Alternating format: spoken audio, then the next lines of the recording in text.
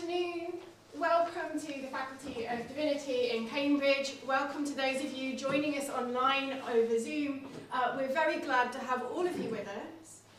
My name is Dr Iona Hine. I'm the Communications and Programme Manager for the Cambridge Interfaith Programme based here in the Faculty of Divinity at the University of Cambridge. It's my pleasure to introduce this event today. So we are hearing from Dr Daniel Weiss about his new book. It's his latest book. It's been out for about 6 months now, but this is the first Alumni Festival since then, and it's also, we've over the past year and a bit, we've had about 3 terms where Daniel was on research leave working on his next book project, or at least in the last sort of bit of that, so there is more coming, but it also means we didn't have Daniel with us to do this in a more timely way. So it's my delight to welcome Daniel back from his research leave to speak about his book. I'm just going to change the slide behind me. So the title of the book is Modern Jewish Philosophy and the Politics of Divine Violence.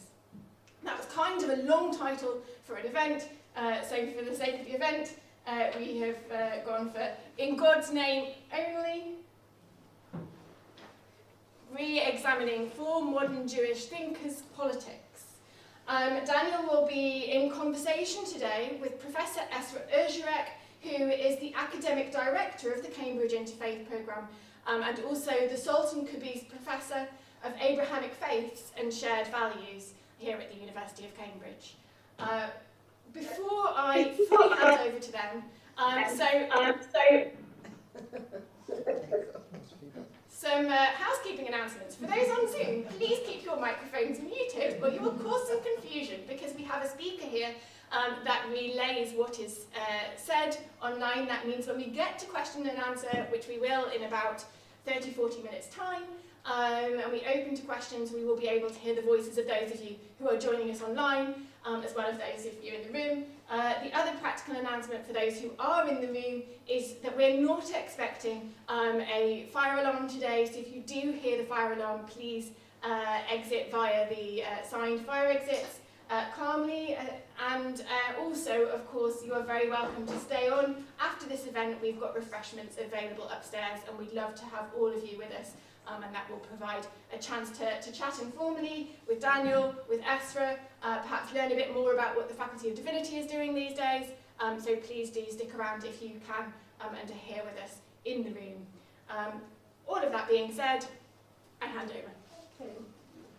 Okay, well, thank you so much for being here with us. I was going to say probably the first and the last day without rain, but it already started raining, so we're all safe and dry here.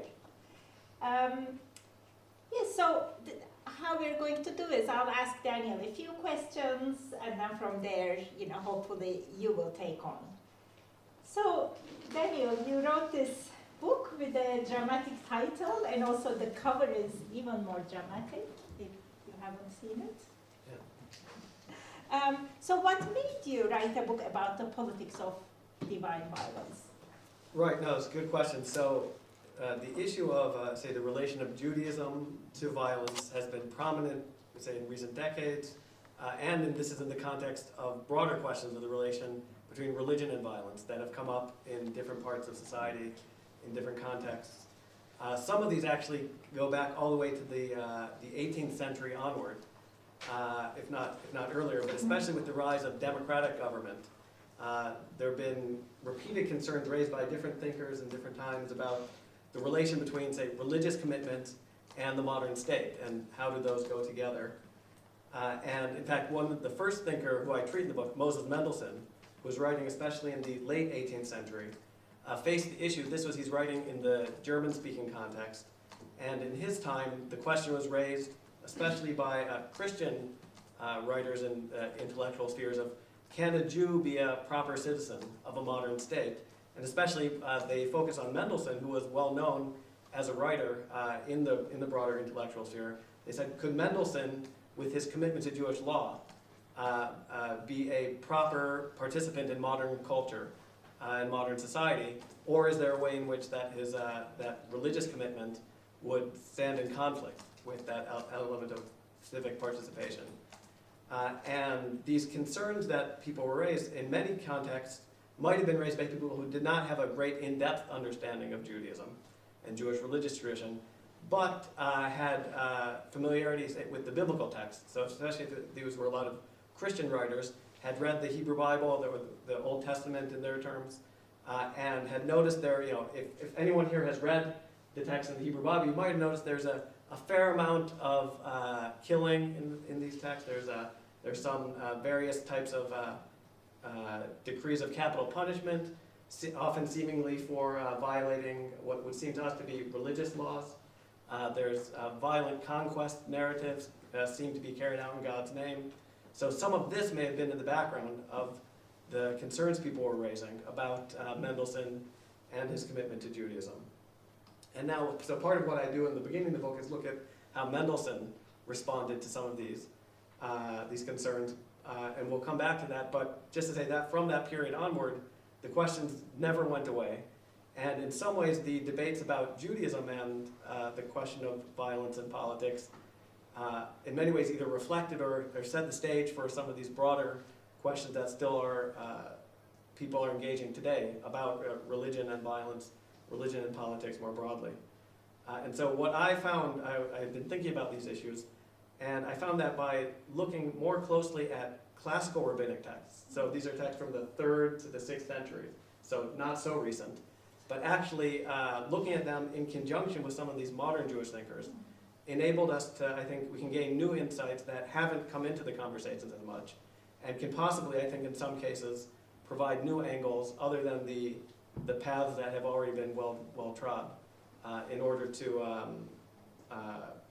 maybe find new ways forward. And one, as a starter, one interesting thing I found is with these classical rabbinic texts, even in the present day, people might be concerned about the idea of violence in God's name, right? That you might think that if someone has a commitment to a divine power, and then there are texts that talk about that divine power commanding violence, one might raise questions about are such people, would they be more inclined to violence than others? And one interesting thing about the rabbinic text is that when we look at them more closely, they affirm that God can command violence. But as we see from the title here, they say that it's only God that can command violence. Now that you might think might not be as much of a help, but then the way they approach it is they say, God can command violence, but essentially you can only carry out violence in God's name if you get the equivalent of a text message on your phone directly from God, and that everyone else can see, not just that you think it. And then beyond that they say, oh, by the way, the whole text network has gone down, and so none of those messages will be coming through.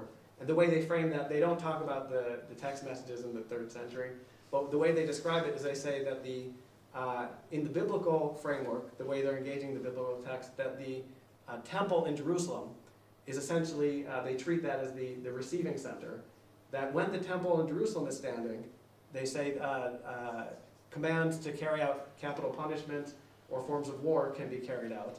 But after the temple has been destroyed, and just as the temple was destroyed in the year 70, and these texts are written in around the year 200, so they're writing already afterwards, in a time when there is no temple. And so they essentially say, if the temple is destroyed, one is no longer in a position to receive such messages. And so therefore, the types of violent commands instead serve as an example of the type of thing that can't be carried out in the present. So in some ways, it's attributing the authority to command violence to God, framed in this way, actually ends up taking away human initiative, putting a damper, you could say, on all too human impulses to engage in violence. So rather than attributing violence to God, rather than that increasing human violence, it might actually have the effect of decreasing it. And especially, and then it can flip around, because if they say only God has the authority to command violence, it then puts people who are committed to God in a position of conscience if human authorities are ordering acts of violence on the political level.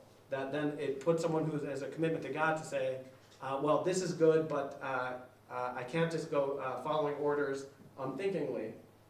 only God can command in that way, but with regard to human beings on that other level, one needs to engage it with a much more critical and critical conscience approach to any commands of violence that, even if they're issued in a very loud, authoritative voice and with orders signed in triplicate, that's not sufficient to just simply obey unthinkingly.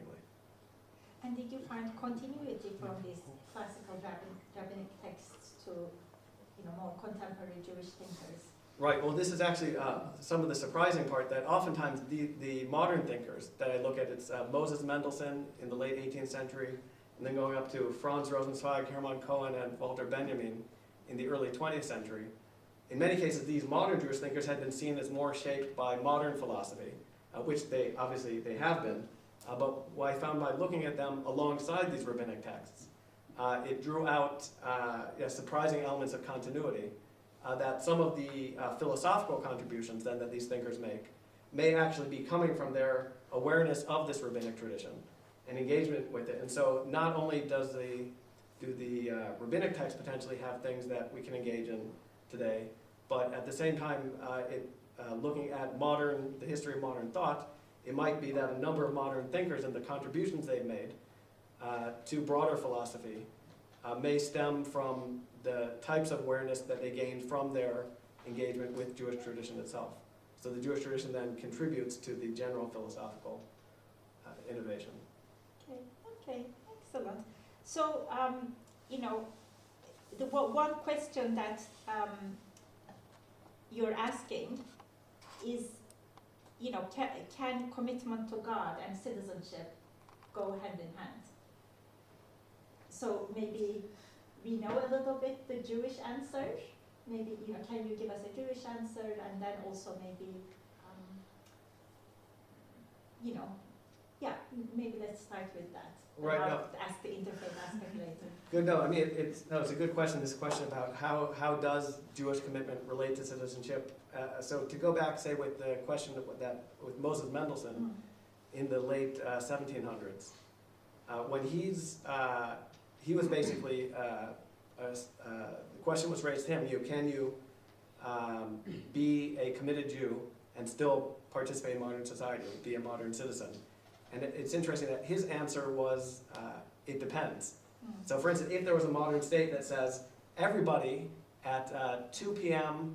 on Wednesdays is required to eat pork in a public civic ceremony, in that case, that would be a type of society that Mendelssohn would say, well, unfortunately, I don't think with my commitment to Jewish law and tradition, I can participate in that type of modern society. But part of the element that he was focusing on, he's writing at a time when the idea of what is a modern citizen was still being shaped. There were differing debates about it.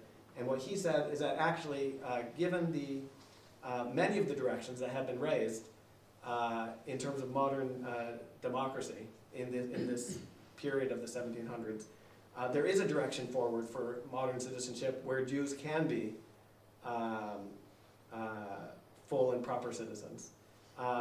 And part of the way he presented is Jews would end up forming a type of litmus test, that if there's a society, especially the aspect of Jews being a minority in European context was a key thing, that if there's a state that wants to impose laws that impose one form of, say, religious or secular practice on all of its citizens and require uniformity, then that might stand in conflict with Jewish participation in that society. But on the other hand, if a state is attuned to elements of not imposing specific religious or ideological aspects by force that aren't required for just the practical functioning of a society, and if the state then is seeking to, let's say, not impose by force more than would be practically necessary, Mendelssohn then says, in that case, Jews would be much more able to participate in modern society. One interesting way in which he addresses this question is in relation to aspects of capital punishment and warfare. Especially the element of warfare, some of the debates in this time were, can Jews serve in the military? and one of the people who, Christian writers said they couldn't do so, said that the reasons they couldn't would be that the Jews required kosher food, and that would be impossible to have in the military. Also, they observe the Sabbath, and the third reason said that the Jews are too short. This was now we can see that reflects at the time like the intermixing of raising questions that do relate to Jewish law, right, about food or Sabbath, Shabbat practices, which may have answers, but those would at least be real issues of Jewish practice versus stereotypes about height, and these getting mixed together in this debate. And the Sabbath element also came up in relation to this about whether Jews could fight on the Sabbath. This was this debate if being in the army requires engagement in potentially needing to engage in battle on the Sabbath, could Jews do this? And actually what Mendelssohn ended up saying was that he pointed to Jewish tradition and said that Jews could engage in defensive action even on Shabbat, on the Sabbath. That if someone needs to, if someone is attacking you or other people, that you could defend yourself on Shabbat without it being considered a violation. And then his interlocutor said, oh, you might be correct, but that only shows that Jews can engage in defensive action on Shabbat, but doesn't show that they could engage in offensive action. And Mendelssohn says, well, just to say that both Jews and Christians say that offensive warfare is actually forbidden by religion. So if, he doesn't answer the question directly, but he says that if neither Jews or Christians should be engaging in offensive warfare, then if Jews are limiting themselves to defensive warfare in a properly ethical state, that wouldn't create a conflict. And it's only in a context where a state is engaging in offensive warfare, which they shouldn't be in the first place, that this would raise more of a problem. So again, he's not fully answering whether Jews could engage conscientiously in every form of a state, but he says a state that restricts itself to principles that, in his time, that Jews and Christians and even in more secular thinkers agree upon, and holds itself to those commitments, then Jews can participate in such a state. Whereas and Jews could serve as as I said before, a litmus test that if a war was engaged in a non-defensive way, that was an unjust war, that the fact if Jews then said, I'm not able to participate in this since my religion prohibits me from killing innocent people in that type of way, that would actually serve as a signal, you could say, to the rest of society that something is not quite right. So in some ways he puts Jews in a somewhat distinctive position in society, but one that actually then relates to the general principles that he holds that enlightened people should all be attuned to. So that's the other. I'll just with the citizenship, I mostly talked about Mendelssohn. The other thinkers in the book are writing after World War I. So, and this is now it's over 100 years since the end of World War I. But at the time, the bloodshed that occurred was shocking to almost all people. This was it was unprecedented amounts, and the three writers who I look at who write after World War I, or at the end of World War I, Hermann Cohen, Franz, Rosenzweig, and Walter Benjamin, are all engaging with a context where carrying out the duties of citizenship has led to extreme destruction of all across a wide range of countries.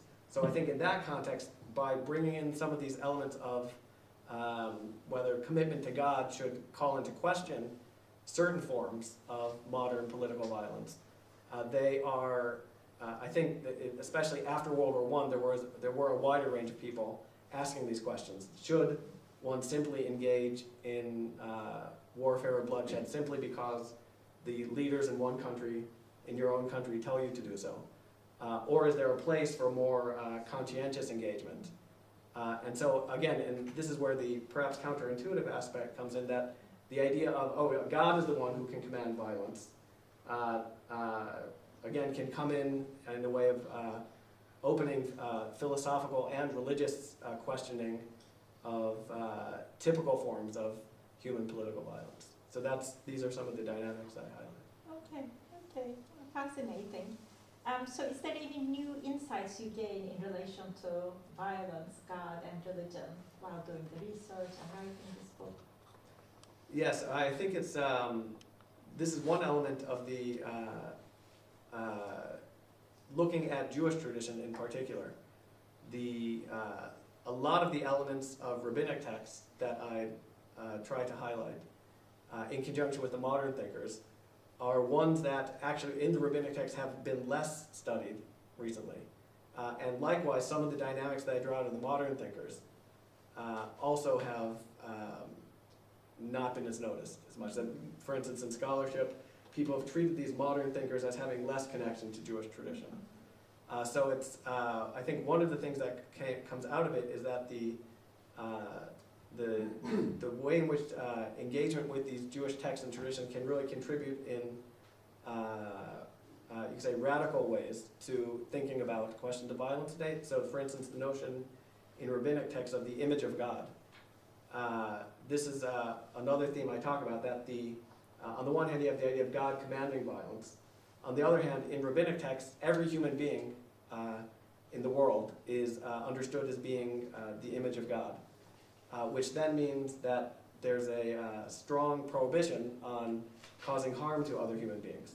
There's a famous rabbinic text that talks about someone who causes the death of one person is like someone who's destroyed an entire world. And someone who preserves the life of one person is someone who's preserved the life of preserved an entire world. This is actually, I know this actually is reformulated in the Quran as well, famously. And so the way in which this notion of the image of God, the human being is the image of God, and specifically in the book I talk about the embodied human being as the image of God, actually has great conceptual and philosophical implications. Because in the majority tradition of Western philosophy, there was much more of a tendency to treat the image of God as the soul, as distinct from the body. And in that context, if you kill someone, the soul separates from the body and is intact, and then therefore the image of God is not directly harmed. Whereas in these rabbinic texts, they also have the notion of the body and soul, but they say the image of God is the living combination of the body and soul. So if you kill someone, the soul might separate from the body. The soul is fine, the body is fine, or they continue. But because the image of God is that's all right. Sorry. It's okay. Right. I do apologize. No, it's okay. It's a text message. As long as it's not to do with violence. Exactly. We'll find out after. If the image of God is the body and soul combined, then to kill someone in separating the body from the soul, even though those both survive, you've annulled the image of God by causing that separation. And then this puts a lot more restrictions on what one can legitimately do. If this act of killing is basically harming God directly. And so it creates a whole different framework than if you treat the image of God as only the soul instead of the body. So, and I argue that these modern philosophical thinkers are shaped by some of that rabbinic idea of the image of God, and leading to new ways of conceiving of politics and ethics than as compared to the more dominant view, which I think you can see traces back to the image of God only as the soul. So that's one implication. Okay. Well, we're talking about this, in the context of Cambridge Interfaith Programme. So what implications can this have about interfaith relations? Yes, no, a really good question. So on the one hand, I would say, I focus on Jewish tradition, but many of the dynamics that we see, these are, especially the modern Jewish writers, are writing in relation to the modern state and society that we're all familiar with.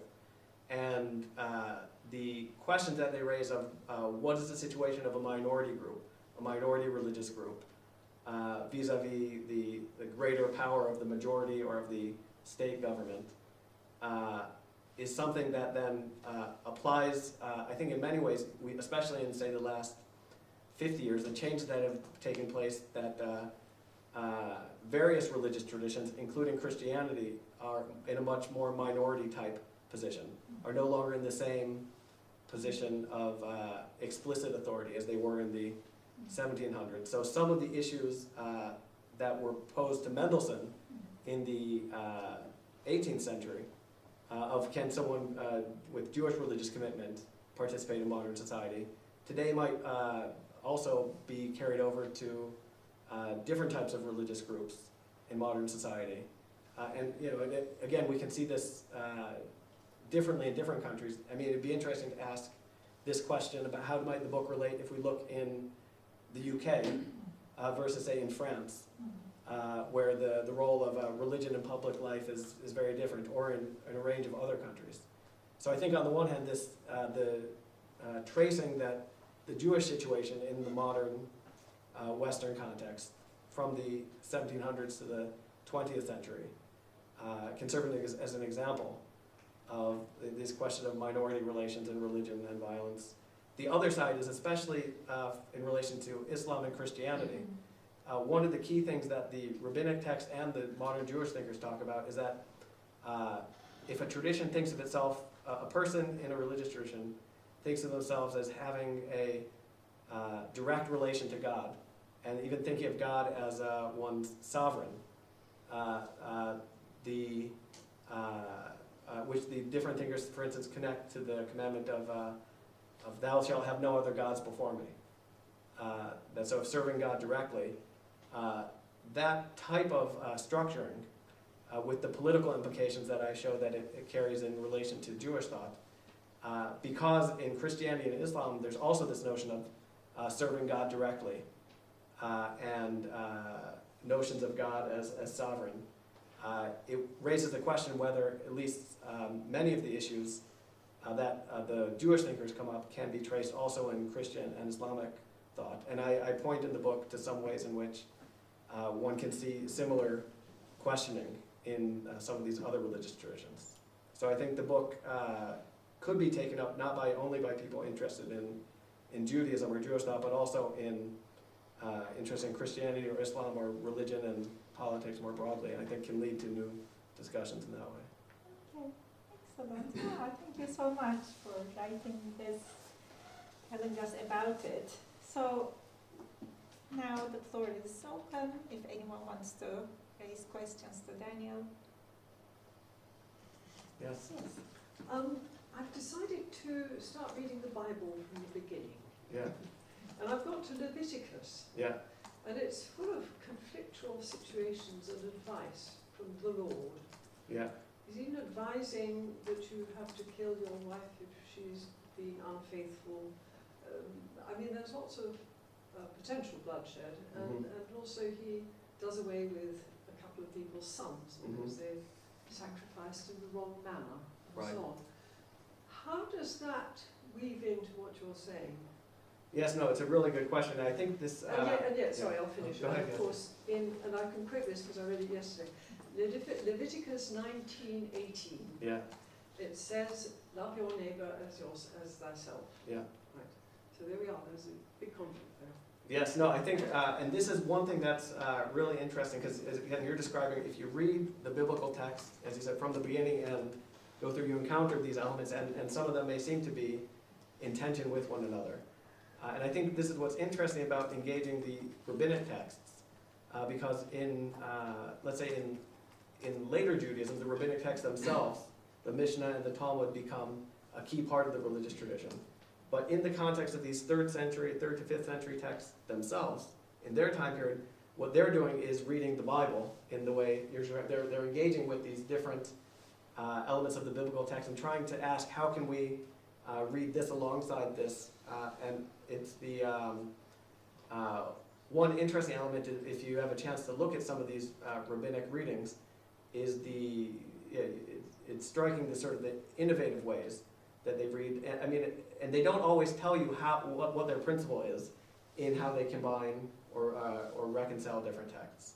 But part of what I look at is that if you see some of the terms that they use, and again, I think the image of God comes through strongly as a key term. So the elements of love your neighbor as yourself, and the how does that go along with some of the forms of commands to kill certain people if they do certain things, that they essentially say as human beings, the way they reconcile as human beings, they emphasize the importance of love, of acting of mercy towards other people. And then the element, the scriptural texts that involve judgment, they say those judgment elements are from God. And God has the authority in relation to judgment. But human beings then, they say, should imitate God's ways of mercy. Whereas God's ways of judgment are not directly to be imitated by human beings. So with capital punishment, one example of how they work out some of that is that they say, for instance, that there are laws that say if a person is convicted of this crime, they should be executed. But then they say, well, what does it take in order to convict someone of the crime of murder or of any of these other commandments that are said to warrant the death penalty? And they discuss it. They say, okay, it wouldn't make sense just to be killing people left and right, since that would violate the idea of the image of God and love your neighbor. Yet these are also commandments. So one thing they say is somebody, in order to be convicted of one of these capital crimes, before they commit the crime, 2 witnesses need to see them and warn them beforehand. By the way, you know that if you do this, you'll be executed for it. And then they say, also, and the person has to reply and said, yes, I understand that, I'm doing this with that understanding. So, I mean, again, it's in some ways it sounds funny, but I think it's these rabbinic texts are working through the question of how to hold those two things together. And that if, for human beings to put themselves in the position of deciding to kill another human being for violating these laws, they seem hesitant about that, so they don't want to negate the biblical commandments, but then they put in these types of restrictions in a way that, yes, they might in practice then make it very difficult, if not impossible, to carry out. But part of it, I think, is in some ways they're facing the same issue that you're describing, that you're facing, that these are, there are things that are not easily reconciled. And if you want to uphold both in some ways, you could say these rabbinic texts seem to incline more on the side of not carrying out those acts of violence, but they want to do so without saying that those are bad commandments or should be cut out from the Bible. So that's the challenge that they're seeking to work with. It's a really good question. Please. Daniel, thank you. I want to go to the other end of the historical spectrum and ask probably the other anticipated question. Yeah. You've given us what sounds like it's a fascinating study of the interplay between rabbinic and relatively modern Jewish philosophy up to, say, the 1950s or earlier. When, of course, the Jewish people were almost uniformly in a minority, powerless context. But in the last 75 years, we've got a very different context with the state of Israel, which can't be overlapped entirely with Judaism, but there is a significant overlap. And I expect it falls outside the orbit of your current study. But my question is, have you or will you be pursuing further study into how that philosophical, political, theological reflection carries on now that there is a state of Israel and there is the opportunity to exercise violence? No, I mean, it's a very good question. And actually, just even in recent months, a lot of these issues have come to the fore within the discourse in Israeli society itself. And these questions of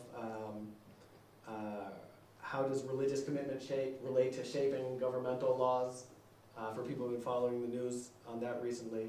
And I think, I feel like, even though, as you said, my book, time-wise, goes up to the early 1920s. So that's a slightly different time period. But I think it would be relevant for a lot of the issues being discussed today, insofar as I think there was the stream of thought that I'm describing, of this rabbinic upholding of the image of God, and the way in which that calls into question various forms of religious and secular political violence. It was a stream of thought that was, I would say, very prominent up through throughout the Middle Ages and up through the period that I'm discussing. And I think even before you talk about the founding of the State of Israel, the aspect of the Holocaust, also there have been various forms of disruption in Jewish society, and many of the I would say conceptual and theological streams of thought that were prominent up prior to World War II became, in various contexts, disrupted or reconfigured, or in some cases lost to sight. So actually, I think some of the debates about what's the relation between Judaism and contemporary questions of violence, as you're asking, I think many of the ways in which this is discussed or debated today is often working with a notion of Judaism that in many ways has been reconfigured after World War II in different ways. So I think that at least on the historical side of going back and trying to recover this other prominent stream of thought, even though it wouldn't directly solve any debates decisively, would, I think, at least give a different perspective about what is Judaism, what are their key themes in Jewish religious and legal tradition that challenge these forms of violence. That I think I could put even just if you could take a time machine.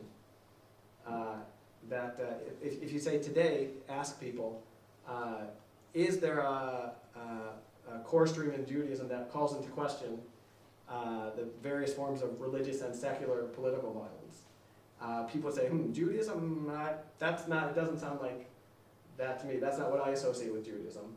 Whereas I think if you went back in time and went back 100 years ago, many people would have recognized some of these themes I'm talking about. It wouldn't have sounded as foreign back then. Maybe some people back then might have said, Judaism doesn't engage in violence enough. That's the problem. But I think so.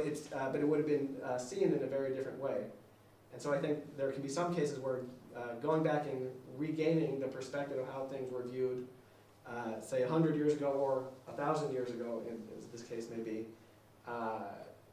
even if it doesn't apply immediately and directly in all ways, can give us a different perspective that can, I think, maybe break apart certain conversations that have become deadlocked in new ways. So that, at least that's my hope, and we'll see if people find it useful. Please. Thank you for this presentation. To what extent can we draw out a continuum of the figures in your study in terms of the authorization of violence, and say, is it possible to say who authorizes the most violence of the four figures in your study, and who authorizes the least? Mm-hmm. Right, no, it's an interesting question. So again, the figures being Mendelssohn, Cohen, Rosenzweig, and Benjamin. It's interesting because Mendelssohn, actually, in some ways, when he's calling into question whether Jews could engage in forms of offensive warfare, but he's actually affirming that Jews can serve in the military, at least in context of defensive warfare. So that's a very at least in that degree, he's authorizing, saying that certain forms of violence could be legitimate. And at the same time, I raise in the book the question, it's not clear that he would say that a Jew could serve as an executioner in a modern state. Part of the question, actually throughout the book, the theme is less about is violence bad or not, and more about can someone else order you to carry out an act of violence. That so if the different thinkers engage with rabbinic tradition, which doesn't condemn killing in self-defense, but it might condemn someone carrying out an act of killing just because a person wearing a uniform told them to do it.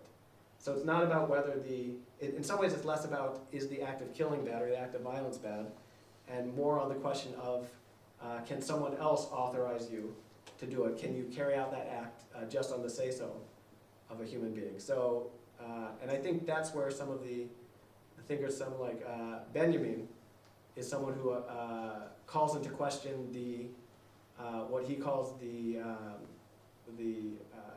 forms of violence that are linked to law, and the types of violence that, states can carry out when they want to establish a state, so in the context of a revolution, overthrowing a previous regime, or forms of violence that are linked to preserving a state, preserving a legal structure. There could be types of violence there. And again, I think Benjamin is less concerned about saying these are all unjust, but more about saying that oftentimes when a state seeks to justify acts of violence, the justifications that they give don't necessarily actually hold up if you press them more closely. And I think part of the issue is less about the debate about what violence is good or not, and more about gaining a more critical angle on the justifications that people or institutions give when they want to carry out an act. And usually when people want to do something, they want it to at least look justified, regardless of whether they have a good reason or not. And so I think Benjamin is very sharply questioning, you could say, of the types of justifications that are given. So that's on that side. I guess he would be possibly even more explicitly critical than Mendelssohn. But so they do come out in different ways, but I think they're all drawing upon this notion of God's authority being something that should put human beings in a questioning attitude towards other human claims of authority. So, a real good question. Looks like we have some questions from the Zoom audience. Yes, I can actually say I'm getting extra messages while I'm here. So I'm going to start there with Sergey, who has sent a question, and I'm going to speak the question, but then he may choose to chip in and elaborate. That's what we've agreed. So the question is whether you, Daniel, see any wrinkles between the modern notion of sovereign and the rabbinic treatment of God as master of the universe. Any what between? Wrinkles. What a wonderful word. Any wrinkles between the modern? Yeah, I mean it's an interesting question. I would say maybe the bridging concept we can bring in would be, because these rabbinic texts from the 3rd to 5th century are written under the context of the Roman Empire. So this is it's the context where the rabbinic writers are living in the context where the reigning sovereign, the most prominent one, would be the Roman emperor. So in various ways, other scholars have written that the rabbinic text might shape their notion of God's sovereignty, God's kingship, in relation to the dominant notions of the Roman emperor's authority. That the question of the master of the universe, this is a rabbinic term for God, of Melech HaOlam, the king of the universe, sovereign of the universe, was raised partially in connection, at least, with the notion of the Roman emperor's claim to be the sovereign of the world, in that sense. And so there are direct connections then between that sort of essentially theological element and then the more concretely political element. And so I think if we then trace the ways in which modern notions of sovereignty also then have a connection tracing back to, say, Roman notions of sovereignty in certain ways, that would be, I think, the bridge connection between this rabbinic concept and the modern concepts of sovereignty. But there could also be, we could also look at ways in which they're different from one another. I mean, if I have to think off the top of my head. Well, in the modern notion of sovereignty, there's the question of who gives the right of sovereignty. How does someone become a sovereign? And I think, and there's different debates about that. Does sovereignty come from the people authorizing one person to serve as a sovereign, or is there divine right of kings? Is sovereignty passed down from the king or queen to their progeny? So these are these debates about, where does the sovereignty come from? And it's interesting, at least in the rabbinic text, when they're talking about God as sovereign, they're not raising the question of who made God sovereign in the first place, or what are so some of the questions that come up in the sort of the origin of sovereignty might be slightly different. Although then the texts do also talk about the way in which they frame it in terms of God forming a covenant with the Israelite people at Sinai. That core moment is often portrayed by rabbinic texts in terms of the Israelite proclaiming God as king. So to what degree is their proclamation that we affirm God as king? Is that you could compare that to the modern theories of how a sovereign is established, or the relation of sovereignty, you could say, is enacted. So yeah, there's a lot we could talk about. Sergey, I can see that you're nodding along and that you've unmuted. Would you like to sort of comment in response to that? Thank you. Really quickly. First of all, it's a fascinating book, and this question is just a sign of impatience and curiosity to read it. But the background is that I'm more interested in what you began to address as a difference. The violence and sovereignty are closely connected in modern discourse. Sovereign is the one who guarantees violence. And that's why I'm asking the question in the sense that modern sovereignty implies a specific, even if potentially expanding, the specific territory and borders in which this violence is happening. While rabbinic, the master of the universe is always already there. It's not expanding anywhere. So there's no really connection to specific territory. And that's why I'm asking how the people you're dealing with, Benjamin, for example, how and whether they think about this difference. It's very easy to say that sovereignty is a modern notion rejected into rabbinic texts, because it is connected to territory. So that was my curiosity, and that was behind the question. You may answer now, or maybe I'll just wait until you read the book, or we talk more. It was just to explain the question. Right. No, thank you for that. I can say a little bit. I would say that, right. Each chapter, the way it's set up is sort of going through a sort of close reading of the modern thinkers and the rabbinic text. So it's sort of, you could say, the answer is in the details of the reading. So I can only give point a bit to it now, but if you want, the question you asked about territory, I do talk about that a lot actually in the chapter on Hermann Cohen, and the way in which he points to elements of what he calls pagan gods, he says he posits in the pagan world, each god is linked to a certain nation and linked to a certain territory. So you have sort of local particular gods, and the god of a certain nation linked to a certain territory justifies the military action, you could say, of that nation engaging in war against another nation who is under a different god.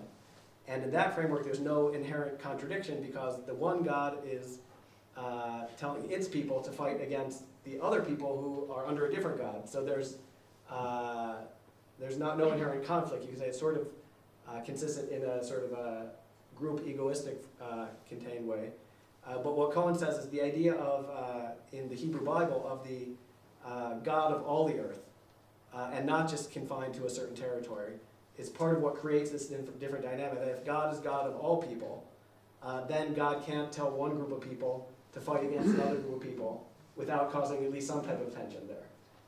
Maybe God does that in some of the narratives, but Cohen points out that this is now a tension, that if God is God of the whole world and all people are united as is humanity, it undercuts typical notions of sovereignty, which are, as Sergei said, confined to borders. And so if you have a God that's confined to a border, you can fight against people who are outside your border. But if you have a God whose scope is over the whole world, that creates a different type of tension for one group of people seeking to engage violently with another group of people across the border. So that yeah, definitely. But you can look at the Cohen chapter. Thank you.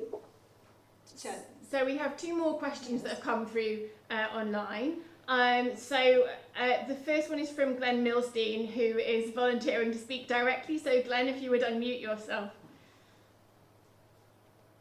Thank you. Hi, Daniel.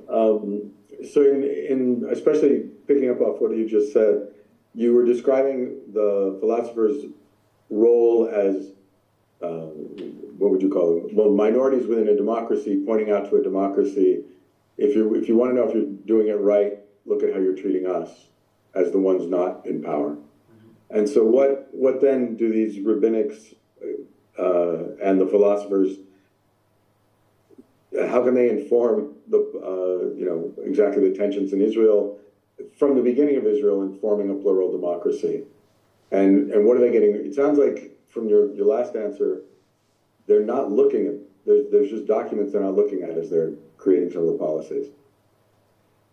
Yeah, I think that if, here again is, the element of the, both the rabbinic texts are written, you could say, from a minority positioning, and then the modern Jewish thinkers I'm looking at are writing from a minority positioning. And so, whereas in different states around the world, the sort of the modern nation state more generally, including the state of Israel, so not necessarily as so different, group that's exercising sovereignty is not in the minority position in the same way. And so I think, there may be types of insights that can arise from people writing from the minority position. And you could say, oh, they only think that because they're writing from a minority position. But I think in many ways it might be that people have looked in various contexts, the way in which there could be various ways in which people in a minority position can have at least certain types of insights that are, you could say, not blinded by the possession of power. And so could, not exactly the same way as the emperor's new clothes with the, in that story, it's the little boy who's able to see that the emperor has no clothes. And it might be that, so it's the little boy who doesn't have power, and it's the courtiers, etc., who are trying to please the king who aren't as able to see as clearly. So I think in some ways, that's the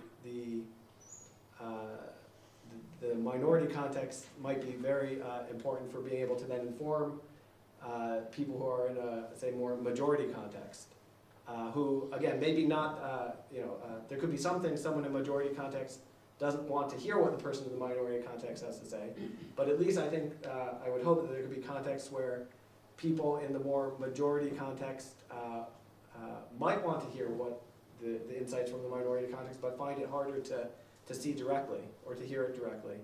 And that's why I think that's why the modern philosophers I look at, I think are crucial, because they're writing in actually they're all writing in German contexts. And so they're writing as a minority, but they're writing in the discourse of modern philosophy and seeking to convey some of the insights drawn from Jewish tradition to a wider audience.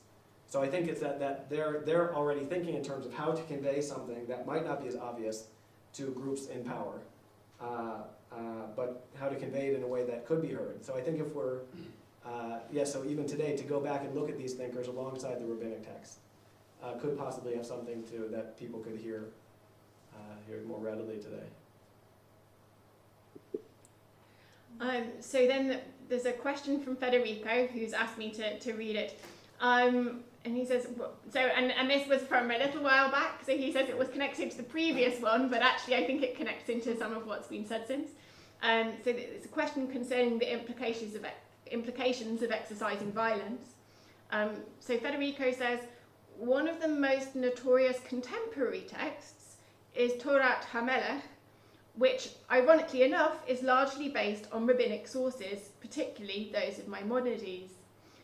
In this regard, should we discuss the latent elements in rabbinic texts that have only had the historical opportunity to surface in the present, and has this necessitated the involvement of Jewish scholars who are also deeply engaged in contemporary non-Jewish culture? Okay, great. No, it's a good question. I think this is talking about the book Torat HaMelech, which became controversial. This is in more recent years as it's a more recent book, seeming to giving rabbinic or halachic justification for killing certain types of people, seemingly in the present day,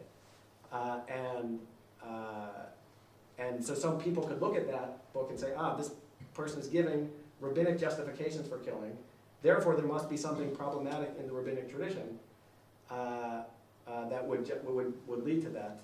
And I think part of the interesting aspect, you could describe it as were there elements that were latent in rabbinic tradition that then are being brought out in more recent decades? You could analyze it that way, but I actually think, and this is part of what I've aimed to do in the text, is that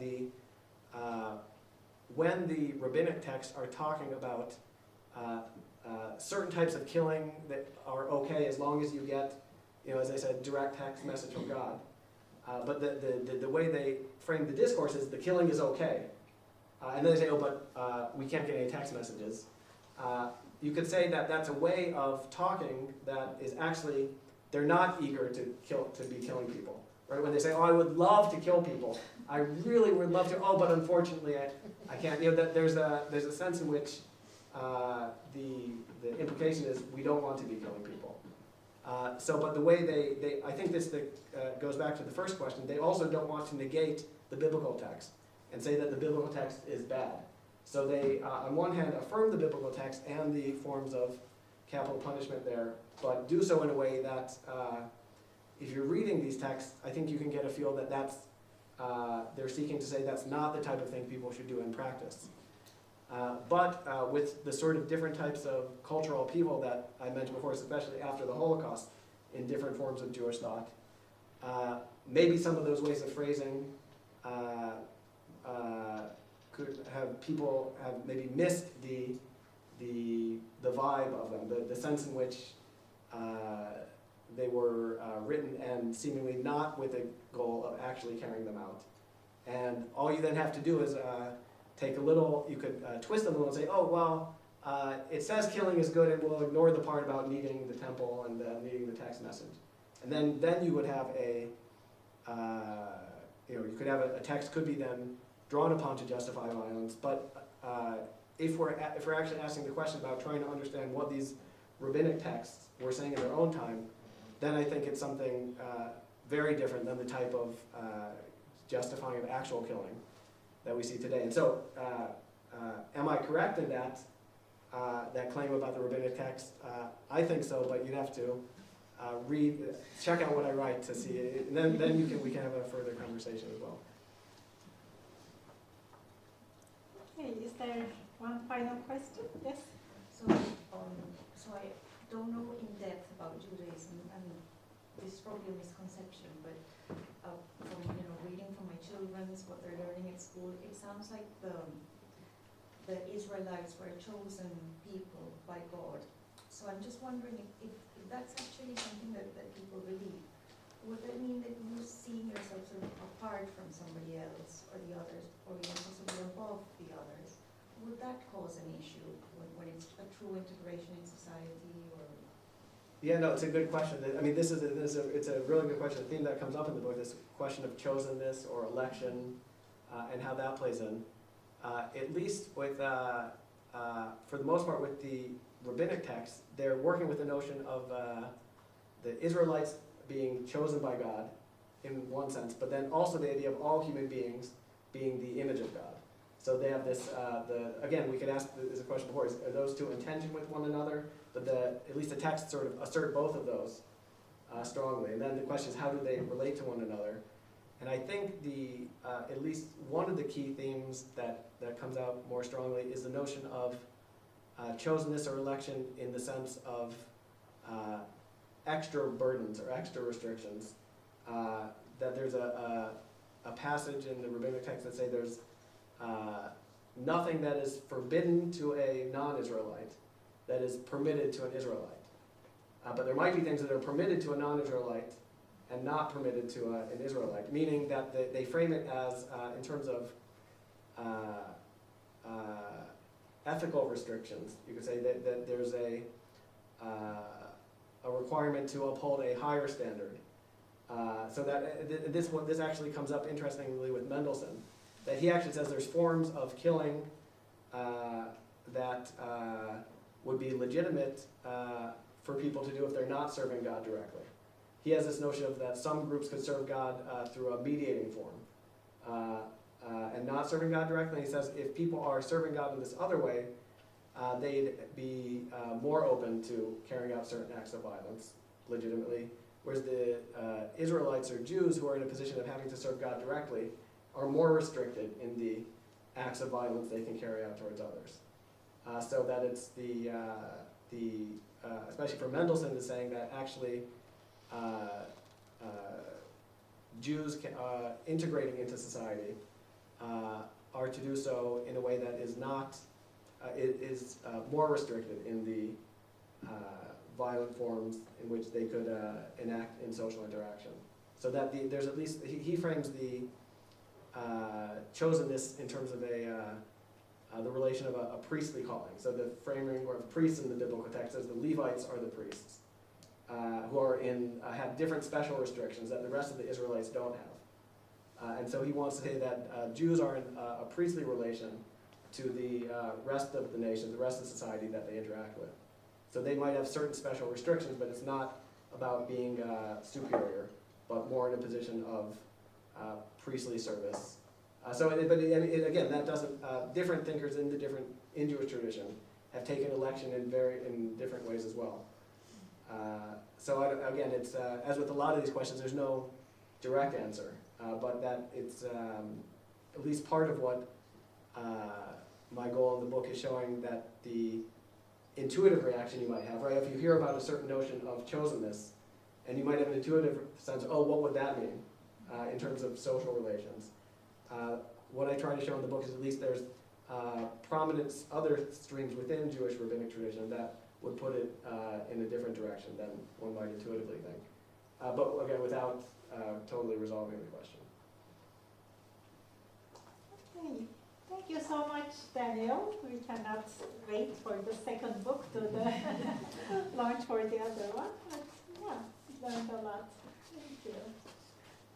Thank you, Esra. Thank you, Daniel. I've appeared again because, despite my best efforts, I missed some important messages out at the beginning. Top message is excellent news. That's the publishers, Cambridge University Press, are offering a 30% discount on this book. We have got flyers for those of you in the room. You can go to the bookshop in Cambridge and claim this, and they've told us that will happen. Equally, for those of you who have been joining us online, we will be sending out by email a copy of the flyer so that you also have the opportunity of that. It's not a cheap book, let's be honest. It's only out in hardback at the moment. If you're very patient, you can wait about 18 months, and we're expecting the paperback, and that will probably be a little bit cheaper, but I think 30% is a pretty good discount to be going on with. So other things that I completely failed for some reason to honour Daniel with his title. So Daniel's been here at the university for 13 years, I think, now, and he looks surprisingly young on it. He is the Polanski Coexist Senior Lecturer in Jewish Studies. That lectureship was created through the hard work of previous team members in the Cambridge Interfaith Programme, and makes a really important contribution to the learning available to students here at the University of Cambridge, as well as to the research that is ongoing here. Daniel has focused today on talking about this particular book, and I think it's only fair to point out that if you haven't got the money to sort of scratch together to afford this book just at the moment, you will find he's also very recently written about why ducks are kosher. You'll find if you go to the Cambridge Interfaith Programme website, you will be able to find a link through to read that and spend nothing other than your time, which will be well spent. Equally, and I mention this because it's very much in the theme of this particular book, and also representative of some of the other kinds of stuff that happens within the Cambridge Interfaith Programme, I did just want to mention Scripture and Violence. That's a collection of essays that Daniel co-edited with Julia Snyder, who is here in the room. Subsequent to that, they've done a considerable body of work developing resources for small groups that are interested in learning about what different religious communities have done to interpret difficult texts that speak to violence, and trying to kind of deconstruct our too easy assumption that religious texts make people violent or require people to be violent. So I commend that work, and if you want to talk about that today, you can talk to Julia as well as to Daniel, and I'm sure there are others that could talk about that. Finally, I wouldn't be doing my job as our communications and programme manager if I didn't tell you that we have some other events coming up.